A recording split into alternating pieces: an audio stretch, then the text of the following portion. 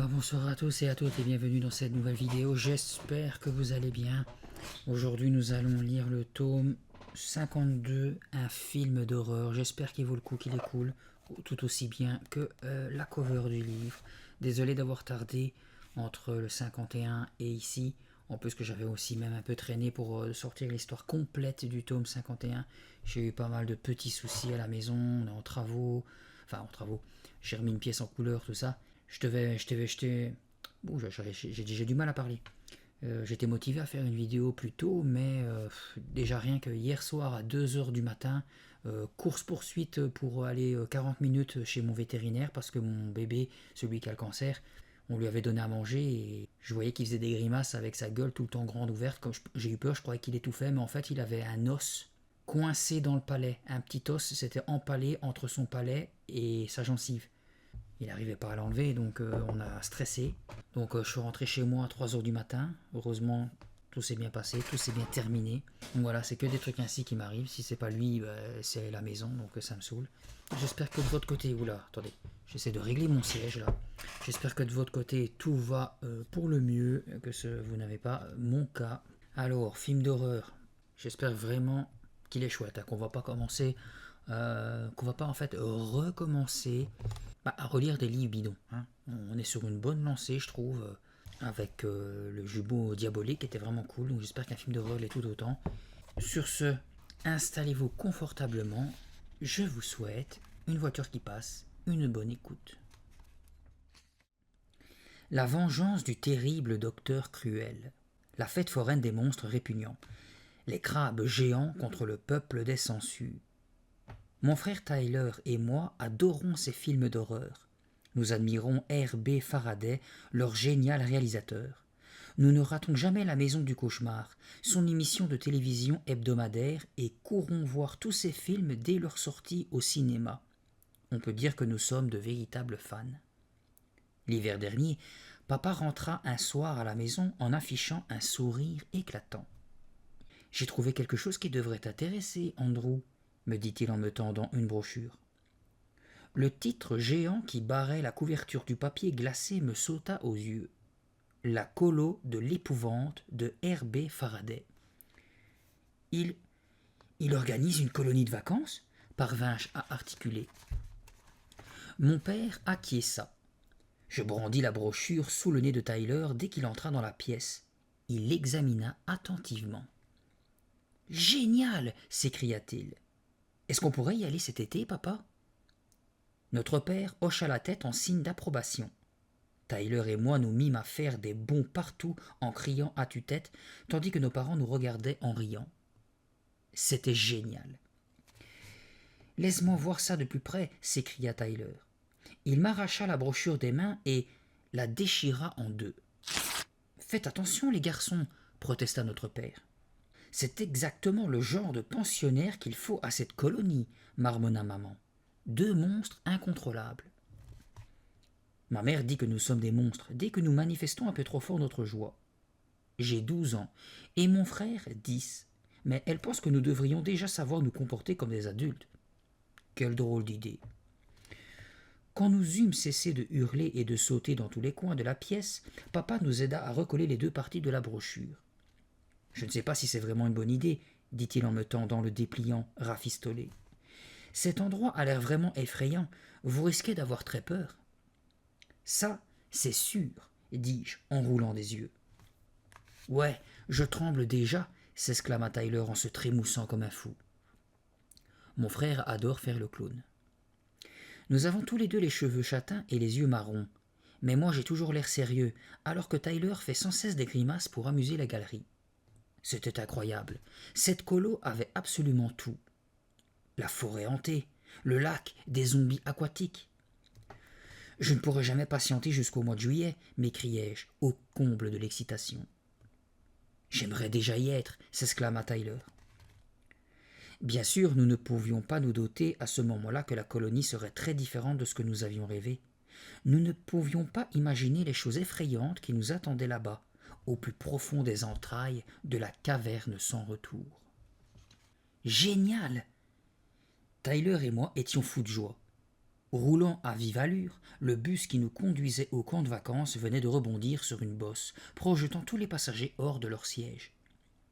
Vous croyez que Herbert Faraday a conçu lui-même ce bus pour que nous soyons bien secoués demanda soudain Meredith Friedman. Elle et sa sœur Elisabeth étaient assises juste derrière Tyler et moi. Nous venions de faire leur connaissance et elles avaient l'air plutôt sympas. Le bus fit soudain une embardée en prenant un virage et déboucha dans une plaine parsemée de fermes. « Est-ce qu'on arrive bientôt » cria un garçon. « Est-ce qu'on arrive bientôt ? Est-ce qu'on arrive bientôt ?» Nous répétâmes joyeusement la phrase en chœur. Bientôt, les champs firent place à des rangées de grands arbres et la route s'engouffra dans une épaisse forêt. « Ils vont nous projeter un film de Herbert Faraday chaque soir, dit Meredith. C'est super, non ? Tyler et moi les avons déjà tous vus, me vantai-je. Au moins 6 fois chacun. Mais j'ai encore envie de les revoir, ajouta Tyler. Elisabeth parut soudain inquiète. J'espère que nous n'allons pas faire que des choses effrayantes. Tu crois qu'il y aura aussi des activités normales ? Meredith la regarda en ricanant.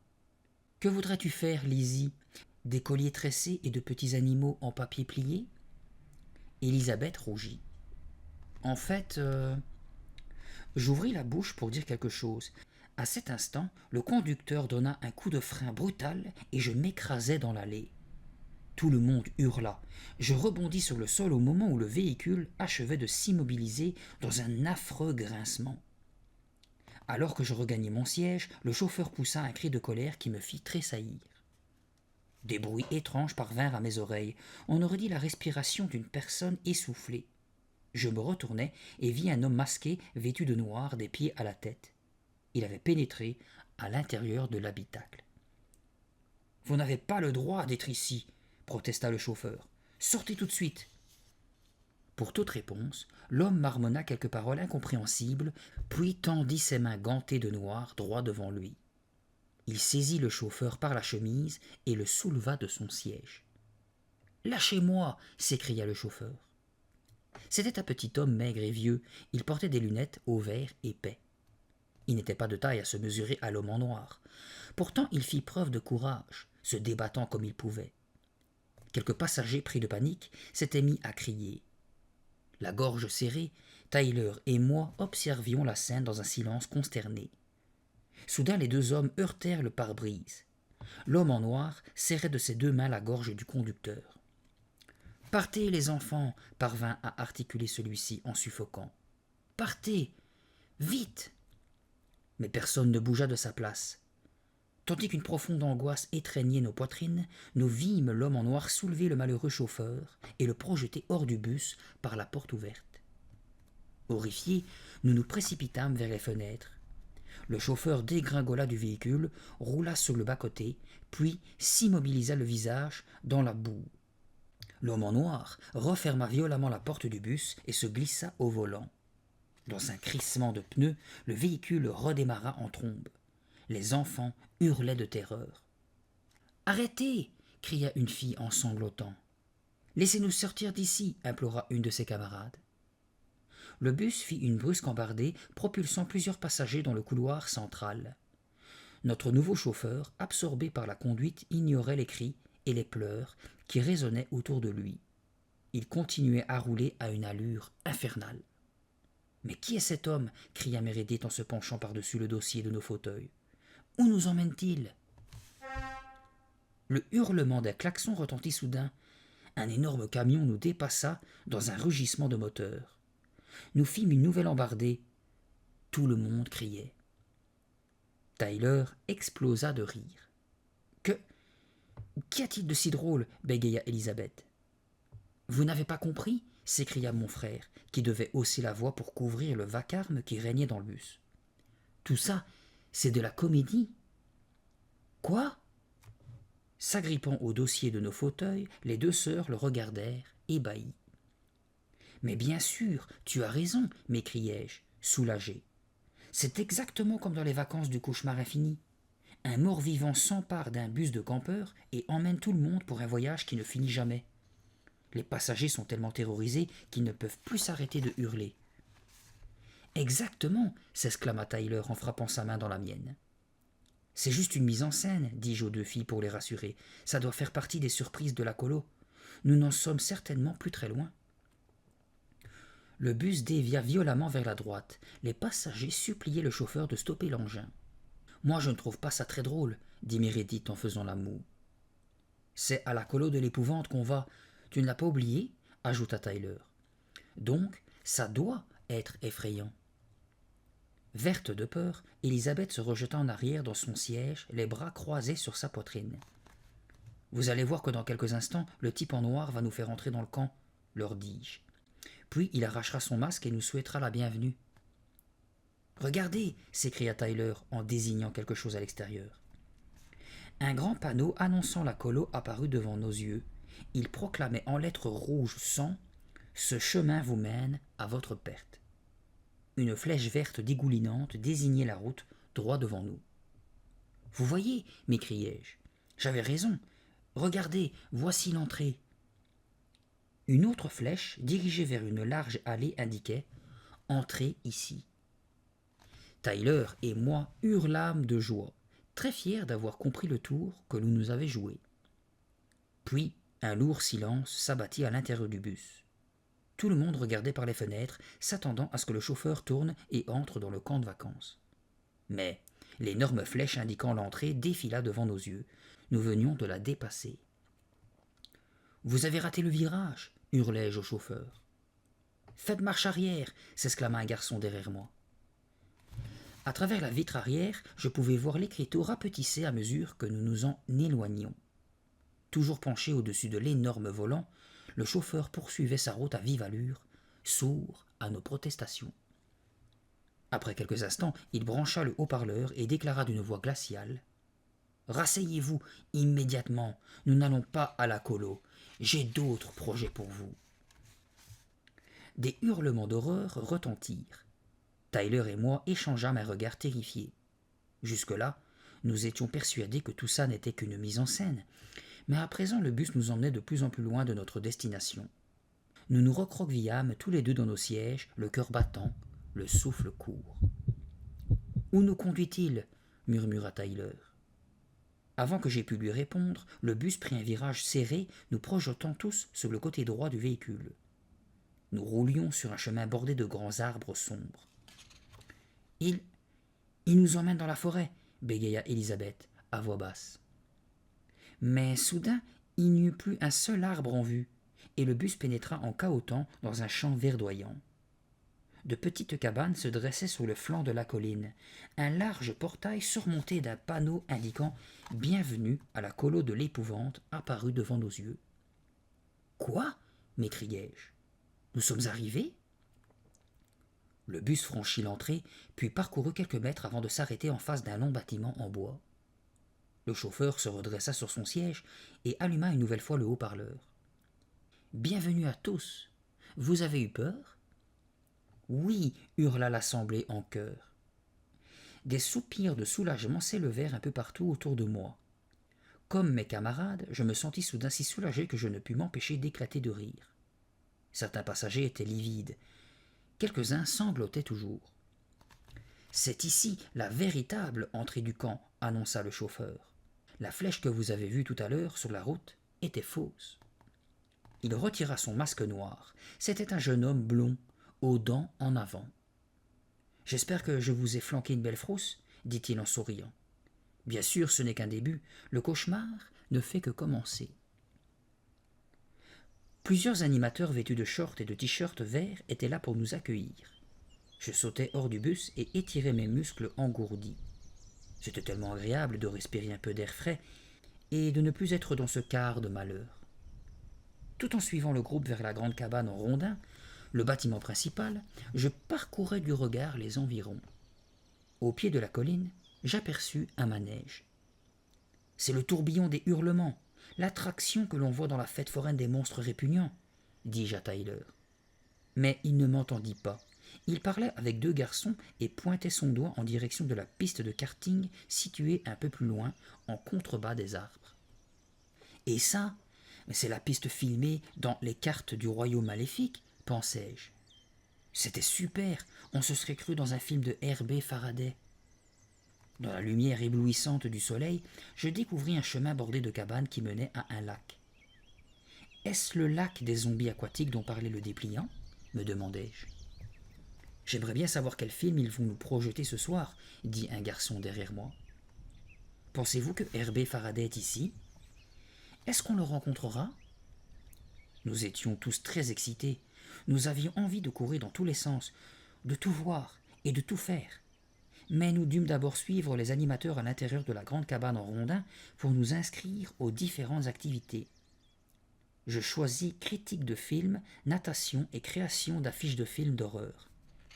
Je cherchais Tyler du regard et constatai qu'il était loin derrière moi dans la file, en grande discussion avec ses nouveaux amis. Nous remplîmes de nombreux papiers, dont un formulaire pour l'infirmière du campement. Une fois les formalités administratives effectuées, on nous indiqua nos cabanes. Mon frère et moi nous rendîmes dans la cabane numéro 3. Elle se trouvait à peu près à mi-chemin entre la colline et le lac. Elle était petite et meublée seulement de 2 lits superposés et de 2 armoires. Quelqu'un s'était déjà approprié le lit qui était près de la fenêtre et avait empilé ses affaires dessus. « On va faire un tour ?» demanda Tyler avec impatience. Je fourrai mes vêtements dans l'une des armoires, puis poussai ma malle sous notre lit superposé. « On y va !» En sortant de la cabane, nous tombâmes nez à nez avec l'un des animateurs. Il était très grand et maigre. Il ressemblait à un manche à balai surmonté d'une touffe de cheveux blonds. « Salut les gars, je m'appelle Gus, je suis l'animateur responsable de la cabane numéro 3. » Un beau sourire éclairait son visage. Tyler et moi nous présentâmes à notre tour. « La cabane numéro 3 est la meilleure !» s'exclama Gus avec enthousiasme. « Avez-vous rencontré Jack et Chris ? Ils partagent votre chambre. Vous allez jeter un coup d'œil sur les environs ?» « C'est ça. » Nous commençâmes à descendre la colline. « Juste une petite chose !» cria Gus dans notre dos. Nous nous tournâmes vers lui. « Ne pénétrez surtout pas dans la caverne sans retour. » Ses yeux bleus brillèrent d'un éclat étrange. Vous savez pourquoi ? J'essayai de deviner. Parce que nous n'en reviendrions pas ? Gus éclata de rire. Tu as tout compris. Puis son sourire s'évanouit. Faites vraiment attention, les gars, ajouta-t-il en parlant plus bas. Cette colo n'est pas exactement ce que vous pensez. Que voulez-vous dire ? Demanda Tyler. Mais Gus ne répondit pas. Il tourna les talons et remonta rapidement le chemin en direction du bâtiment principal. Tyler et moi ne savions plus où donner de la tête. C'était vraiment difficile de choisir notre première destination. Nous suivîmes un sentier qui serpentait au milieu des arbres et arrivâmes bientôt face à un panneau formé de flèches. Elles partaient dans toutes les directions, indiquant les différentes parties du campement. La forêt hantée, tout droit. Le lac des zombies aquatiques, à droite. La fosse au sable mouvant, à gauche.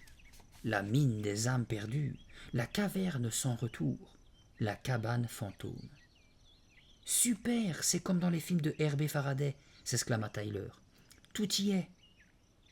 J'ouvris la bouche pour lui répondre, mais un cri de terreur me figea sur place. « Aidez-moi !» hurlait un garçon. Le hurlement venait de derrière le bosquet. Nous aperçûmes un garçon roux dont la main était coincée, à l'intérieur d'un trou creusé dans un tronc d'arbre. Nous nous précipitâmes vers lui. Élisabeth et Meredith accoururent aussi, intriguées par les cris. « À l'aide !» gémissait le rouquin.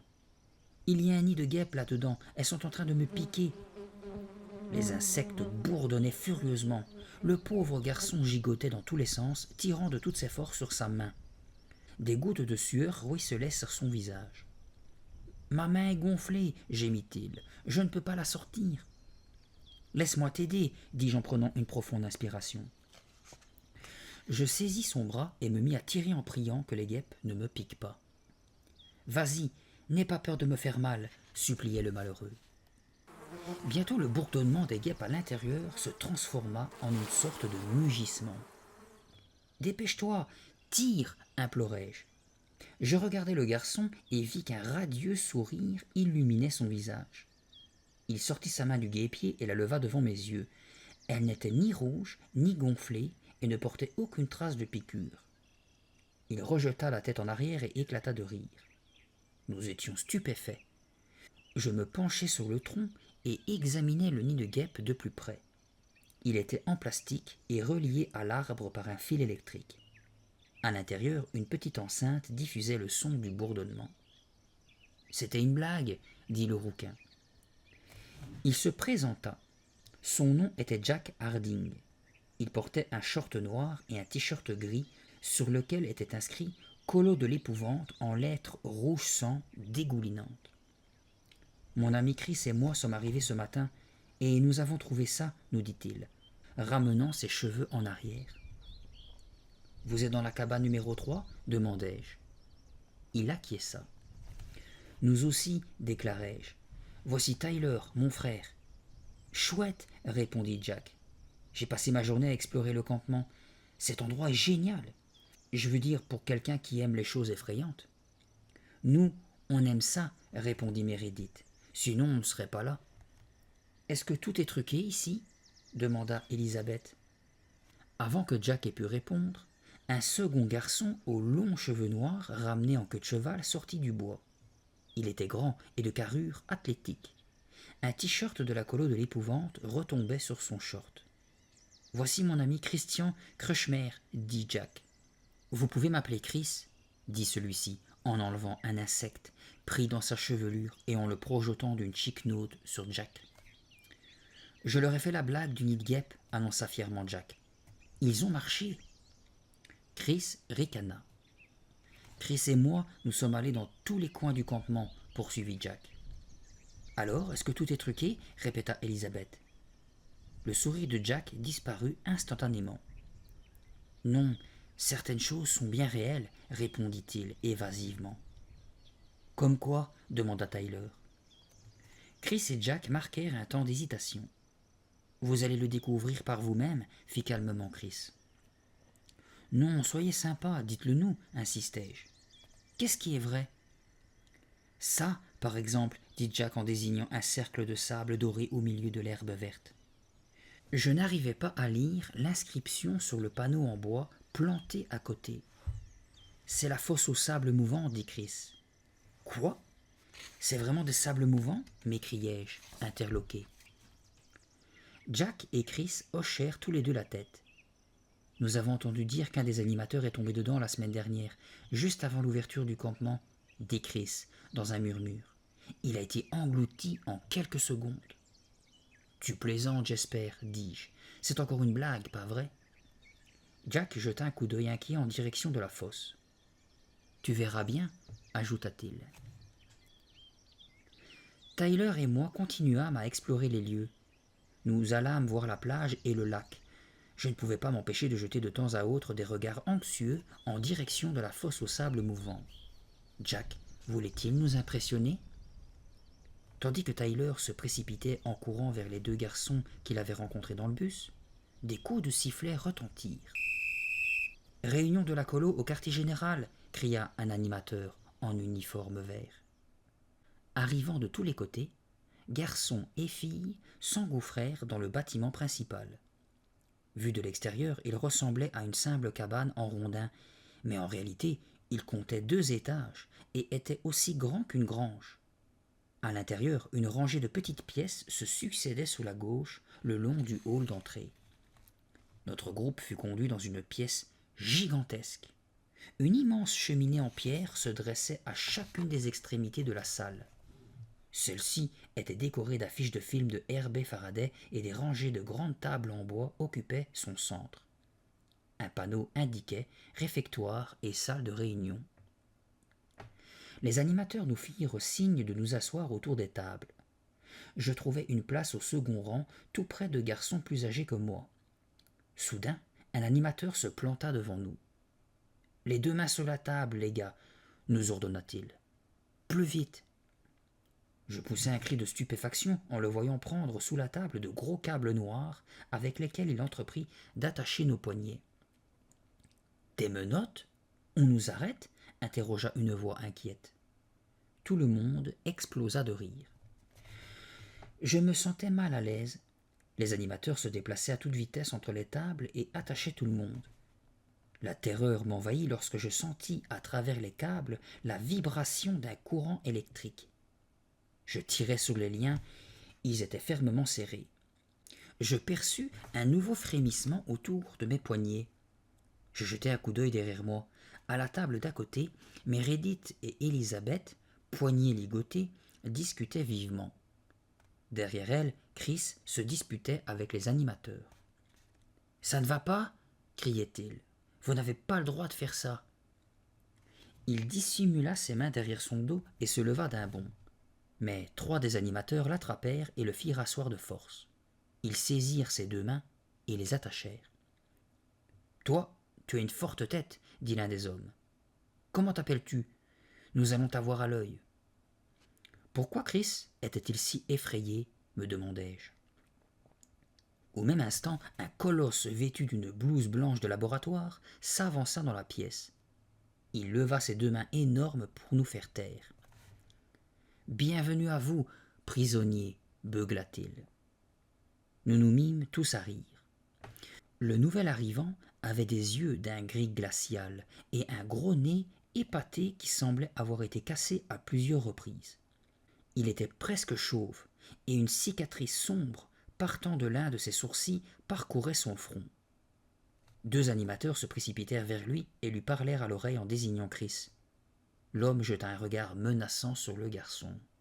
« Mon nom est Alonso, annonça-t-il dès que le silence fut revenu. Je suis le gardien assistant. » Gardien? Prisonnier? Mais que se passe-t-il ici? Me demandai-je. Un sourire apparut soudain sur le visage d'Alonso. Ses yeux gris pétillaient. « Bienvenue à la colo de l'épouvante, tonna-t-il en se frottant les mains. Nous allons faire de notre mieux pour vous flanquer de belles frousses cet été. Pourquoi sommes-nous attachés? Demanda un garçon d'une voix tremblante de colère. Je me retournai pour voir qui venait de parler. C'était Jack. Laissez-nous partir, criait Chris, hors de lui. Je sentis un nouveau picotement d'électricité contre mes poignets. Alonso lança un regard furieux à mes 2 compagnons de chambre. Comment vous appelez-vous? Demanda-t-il en se dirigeant vers eux d'un pas lourd. Effrayés, les 2 garçons dirent leur nom. Dans quelle cabane êtes-vous installés? Ils hésitèrent un instant, puis Chris avoua. La cabane numéro 3. Un sourire étrange illumina le visage d'Alonso. Nous allons bien nous occuper de vous, déclara-t-il d'un ton glacial. Comptez sur nous pour vous réserver un traitement particulier. À partir de maintenant, la cabane numéro 3 est notre cabane préférée. Alonso fit demi-tour et revint à grande enjambée vers l'extrémité de la salle. « J'ai une merveilleuse surprise pour vous, annonça-t-il de sa voix sourde. J'ai le plaisir de vous présenter le directeur de la colonie. Ces 35 films lui ont valu le titre de l'homme le plus effrayant de la Terre.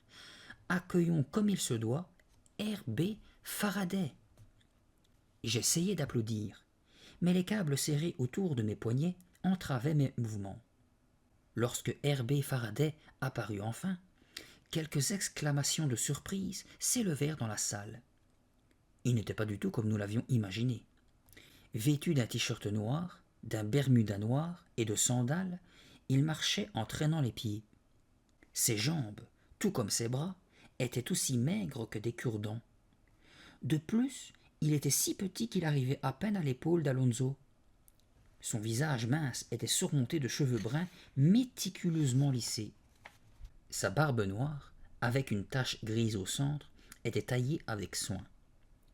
Il portait autour du cou une chaîne avec comme pendentif un crâne d'argent aux yeux rouges étincelants.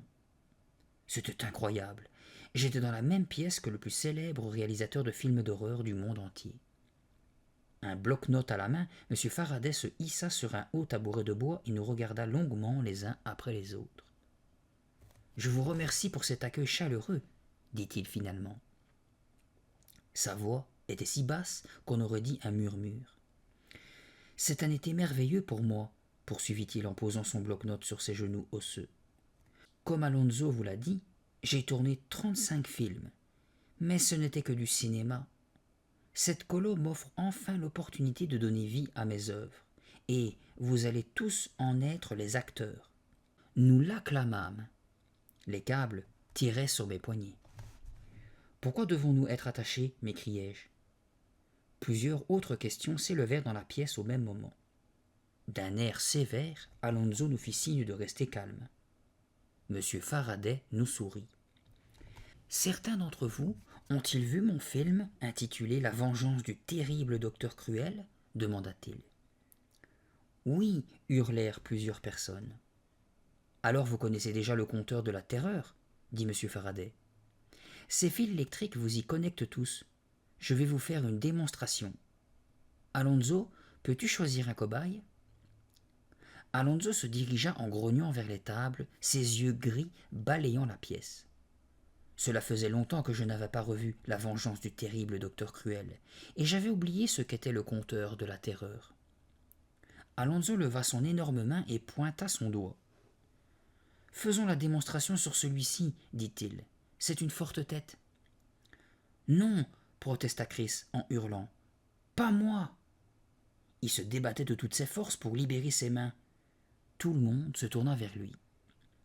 À l'extrémité de la pièce, M. Faraday enclencha des boutons sur un pupitre de commande, puis il actionna un interrupteur électrique sur le mur.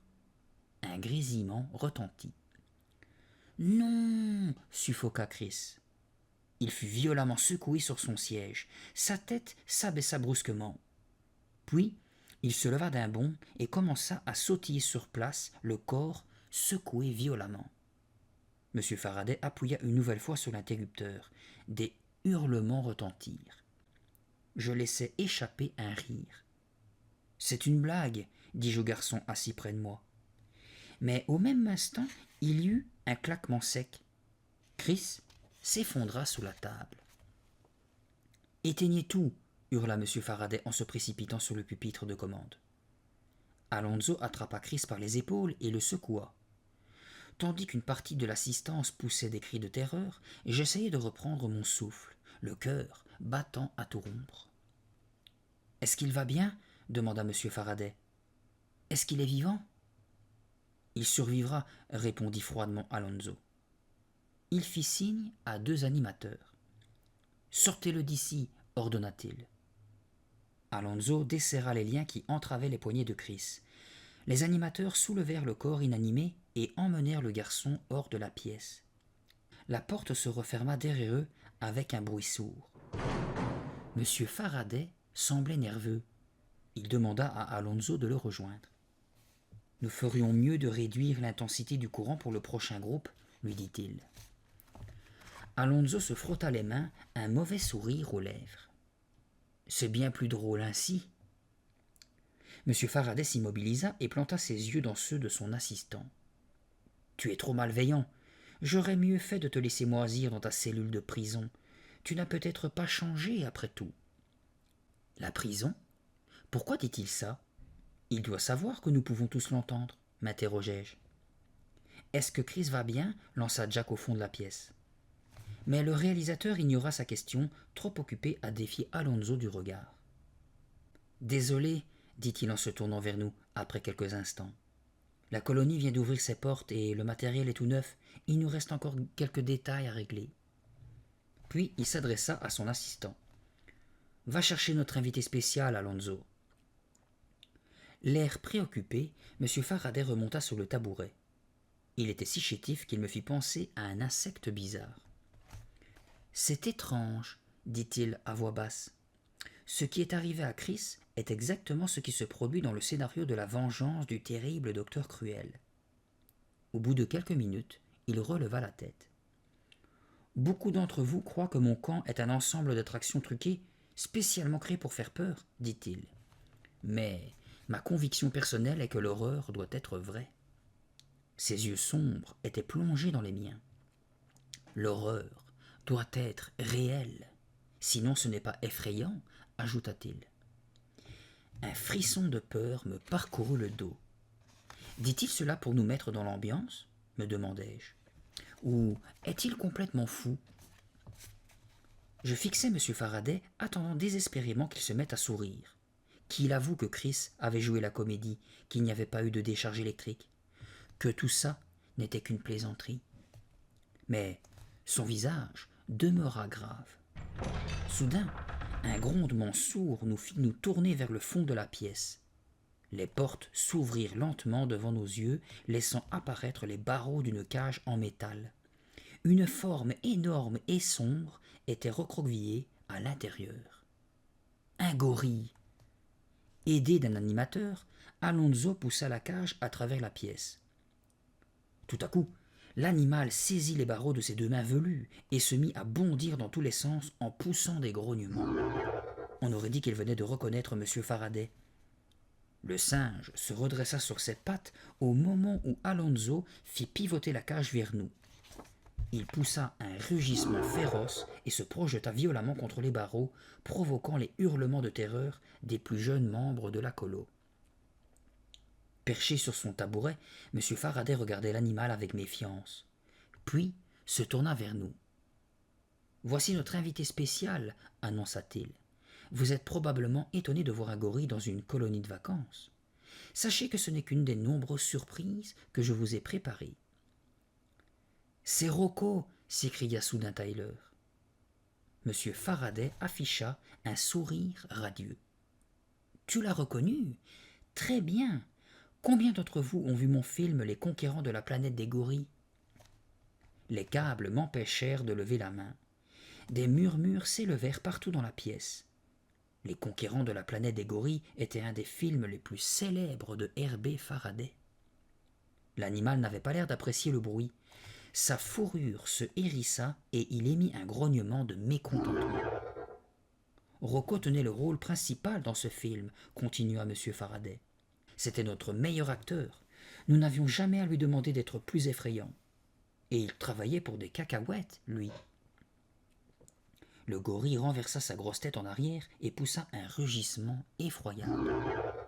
M. Faraday se tourna vers Alonso. « Sois prudent avec lui, ordonna-t-il. Il est dangereux. Il a blessé son dresseur la semaine dernière. Le pauvre gars est toujours à l'hôpital et... » Le réalisateur ne termina pas sa phrase. Le gorille venait de se jeter sur la porte de la cage qui s'ouvrit à la volée. « Alonso !» hurla le réalisateur. « Tu avais laissé la porte ouverte ? Referme-la tout de suite !» Alonso plongea vers la cage, mais il était trop tard. Dans un déchaînement de rage, le gorille se précipita hors de sa prison. Il sauta lourdement sur le sol, puis avança en se balançant sur ses pattes. « Arrêtez-le !» Les hurlements stridents de l'assemblée couvraient les cris du réalisateur. Tout en grondant, le gorille balaya la pièce du regard, puis se dirigea vers ce dernier.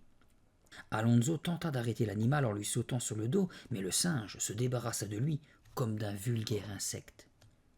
Voyant la menace approcher, M. Faraday fit plusieurs pas en arrière. Il se retrouva bientôt collé à la cheminée.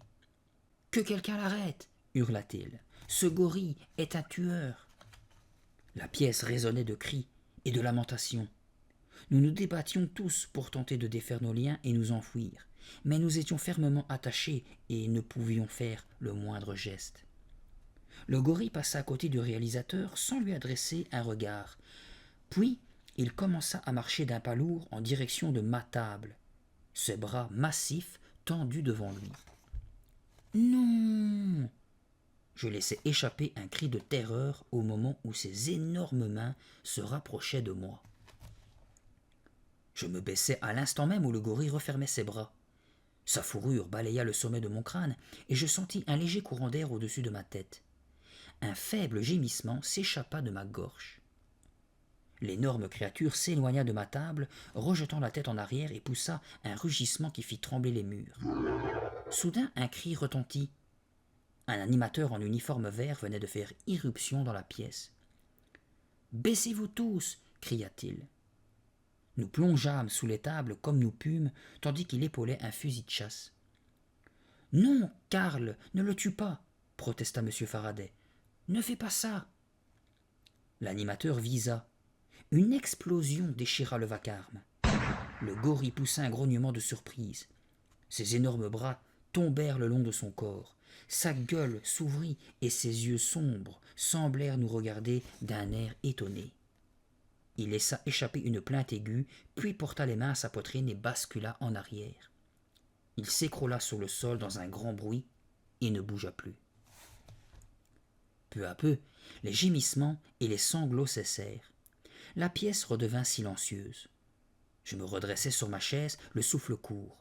Je frissonnais en repensant au contact de la fourrure du gorille sur ma tête. Alonso et deux animateurs s'approchèrent du singe. L'assistant retira un objet du dos de l'animal et le tendit au réalisateur. « C'est une flèche anesthésiante, » annonça M. Faraday en levant celle-ci afin que chacun puisse la voir. Nous n'aurions jamais fait le moindre mal au meilleur des acteurs de notre studio. Il pouffa de rire. Autour de moi, tout le monde poussa des soupirs de soulagement. « Bon boulot, les gars, » déclara M. Faraday. Alonso et les animateurs redressèrent le gorille hébété sur ses pieds. Sa grosse tête roula sur ses épaules. Ils repoussèrent le singe à l'intérieur de la cage. « Alors, est-ce qu'on vous a vraiment fait peur ?» demanda M. Faraday en souriant. « Vous y avez cru ?» Les animateurs passèrent de table en table pour nous libérer. Mon cœur battait toujours à tout rompre. Je regardais M. Faraday avec attention. « Jusqu'où est-il prêt à aller pour nous faire peur ?» me demandai-je. Je n'avais plus très longtemps à attendre pour être fixé sur ce point. Après l'incident, Tyler et moi retournâmes à la cabane et finîmes de déballer nos affaires. J'accrochai mes affiches préférées sur le mur près de mon lit, mais cela ne m'aida pas à regonfler mon enthousiasme. Je me sentais toujours effrayé, étendu. Tyler se recroquevilla sur le bord de son lit, les bras serrés contre sa poitrine. Il n'avait pas prononcé un seul mot depuis que nous avions quitté le réfectoire. « Nous devrions peut-être rentrer à la maison, » dit-il au bout d'un moment. « Cet endroit est trop terrifiant. Monsieur Faraday a l'air complètement fou. Tu ne trouves pas ?» Je haussai les épaules.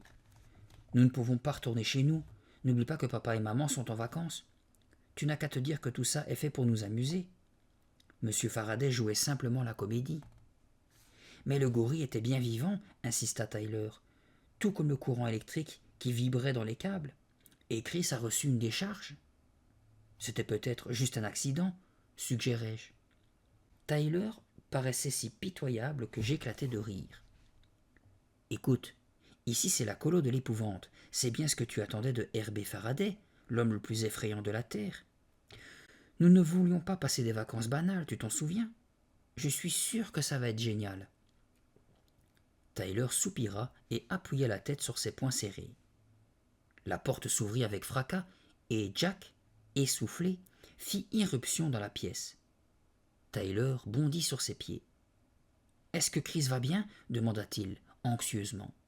« Non, je ne crois pas, » balbutia Jack, avalant sa salive avec difficulté.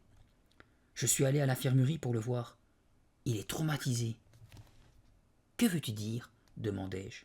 « Il raconte n'importe quoi, » s'écria Jack. « Je crois que le choc de la décharge électrique lui a déglingué la cervelle. »« Alors c'était vrai ?» criai-je. « Ce n'était pas une blague ?» Jack secoua la tête. « Je vous avais averti. Chris et moi avons entendu raconter des tas de choses effrayantes depuis ce matin. » Il baissa la voix. « Cet endroit est très dangereux, » poursuivit Jack. « Nous devons nous serrer les coudes, tous les quatre. Ils ont la cabane numéro 3 à l'œil. Chris et moi... » Il s'arrêta net, le regard braqué par-dessus mon épaule en direction de la fenêtre. Je me retournai et découvris le visage d'Alonso derrière la vitre. Il nous regardait froidement. Il était en train de nous espionner. Je me retournai vers Jack. Il tremblait comme une feuille et son visage était devenu livide. « Je ne vous ai rien raconté, » murmura-t-il. « Si quelqu'un vous pose la question, je ne vous ai pas dit un seul mot. » Il sortit de la cabane comme un ouragan. Je jetai de nouveau un coup d'œil en direction de la fenêtre. Alonso avait disparu. Tyler et moi nous regardâmes, intrigués. Qu'est-ce que Jack a bien pu découvrir? Et pourquoi a-t-il si peur d'Alonso? Me demandai-je. C'est alors qu'un cri retentit. « Laissez-moi » hurlait un garçon. « Je vous en prie, laissez-moi »